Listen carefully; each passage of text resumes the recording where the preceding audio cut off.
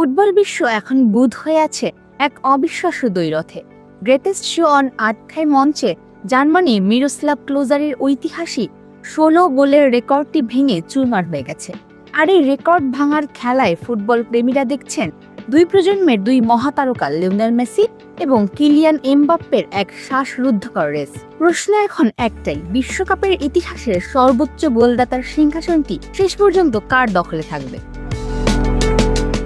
৩৬ বছর বয়সী আর্জেন্টাইন জাদুকর লিওনেল মেসি নিজের ষষ্ঠ বিশ্বকাপ খেলতে নেমে একের পর এক ইতিহাস গড়ছেন। আলজেরিয়া, অস্ট্রিয়া এবং জর্ডানের বিপক্ষে গোল করে তিনি ক্লোজার রেকর্ডটি নিজের করে নিয়েছেন। বর্তমানে ১৯ গোল নিয়ে বিশ্বকাপের ইতিহাসের সর্বকালের একক শীর্ষ গোলদাতা এখন লিওনেল মেসি। শুধু তাই নয়, বয়সকে বুড়ো আঙুল দেখিয়ে সর্বোচ্চ বয়সে হ্যাটট্রিকে কীর্তিও গড়েছেন এই মহাতারকা। কিন্তু মেসির এই সিংহাসন একদমই নিরাপদ নয়, কারণ তার ঠিক পেছনেই বাজপাখির মতো চোখ রেখে ছুটে চলেছেন ফ্রান্সের অধিনায়ক কিলিয়ান এমবাপ্পে। এই বিশ্বকাপে সুইডেন, ইরাক ও সেনেগালের জালে জোড়া গোল উৎসব করে এমবাপ্পে তার ক্যারিয়ারে বিশ্বকাপ গোল সংখ্যা নিয়ে গেছেন 18-তে। মাত্র 18টি বিশ্বকাপ ম্যাচ খেলেই 18 গোল। এমবাপ্পের গোল করার এই অবিশ্বাস্য গতি মেসি তো বটে, ফুটবল ইতিহাসের যে কোনো স্ট্রাইকারের চেয়ে দ্রুততম।